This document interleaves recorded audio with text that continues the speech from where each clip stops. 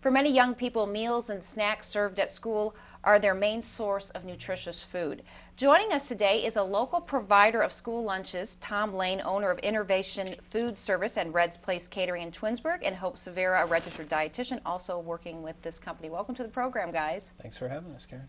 So, Tom, you know, the reimbursement we always hear that schools get for lunches from the government is pretty small. Combining that with kids who can be really picky, how do you make a nutritious, appealing meal that will also fit within a school budget? Well, a big part of what we try and do that kind of sets ourselves apart, we take more of a restaurant approach to how we produce the meals. So, you know, we have a chef on staff, we have a full-time dietitian, and we really try and produce a restaurant quality meal. What's your background? I had been an executive chef for the Forum Conference Center up in Cleveland before we opened up our own restaurant. We've had Red's Place for a little over 12 years now. So the kids in our area are eating very well from an executive chef. Absolutely, absolutely. So, Hope, what is required in a school lunch in order for the schools to get reimbursed? What does the school lunch have to look like? Well, a school lunch has to consist of 5 components. So we have to have a meat or protein, a grain, a vegetable, a fruit, and milk with every meal. At our schools, most of our students actually have to take all 5 of those components in order for it to be reimbursable. We also have to meet certain calorie and saturated fat requirements for the week, so it's looked at on a weekly basis instead of per day. And all of our schools use that reimbursement money to fund their programs, so it's really important that we make sure all of our meals meet all those requirements. Otherwise, our schools are going to be a little upset with us. So I see you guys brought some sample meals here on these two. Can you tell us what these are? Absolutely. We have one of our homemade breakfast sandwiches. So it's a whole grain English muffin, a egg patty, and then the sliced oranges. Over here, we have one of our favorites. It's an an oven fried chicken leg. So we kind of use our own little in-house technique to keep it lower in fat, but still that kind of fried chicken flavor to it. And then a vegetarian baked bean and a mini cornbread loaf. Are there any challenges that you guys are working on in regards to nutrition for school lunches? Absolutely. I think Hope could probably speak to it a little more, but with the changes in school nutrition initiated by the White House over the last couple of years, the standards that we have to meet and the restrictions we have to operate within were some pretty dramatic changes recently. How do you reduce sugar or sodium? One of the new things that we've done actually is introduced hot breakfast to about half of our schools have decided to participate. We're trying to convince the other half to.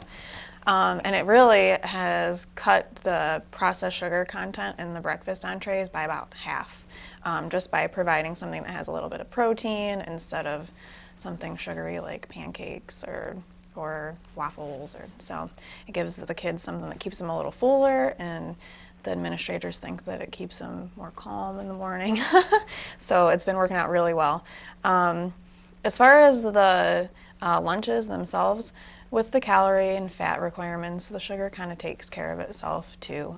Nothing's too sugary. We can't really offer them too much. We also have flavored milk. That's a lot of, the sugar has been reduced in that a lot, so the kids still like it. And when you're making it fresh, that probably reduces the sodium and the sugar. So this meal we have here is not a school lunch. I don't know, this looks amazing to me, but I don't know how like my younger nephews and nieces would eat that, but that looks fabulous. Besides talking about school lunches today, Tom is participating in an Akron food tasting event called Nutritious and Delicious, which is put together by local dietitians, and I asked him to bring a sample of one of the foods he'll be serving at the event. Can you tell us about this dish here? Absolutely. We have a farro risotto. That's got some roasted tomatoes, some sauteed spinach, and then just a little bit of crispy chicken with it. So that's the dish we'll be serving at the event itself. Now, farro, can you tell us about that? That's not too well known. No, it's kind of one of those trending grains that, similar to quinoa and some other grains that are becoming more popular. It's a whole grain that cooks up probably closer to a barley in terms of taste and texture, but really a neat item and very versatile item. I'm going to have to taste that during the break because we forgot to bring some forks out here. Is this something you would serve? You also have a restaurant. You're a multitasker here. Yeah. Red's Place. Would you find something like this at Red's Place? Yeah, from time to time, say like on our salad bar, we'll do different, you know, a farro salad, a quinoa salad. Try and do some salads that have a little more of an ethnic feel. And then for our catering, we do things like this all the time. You know, we really try and customize our menus to the customer's specific needs. So things like this we do an awful lot of.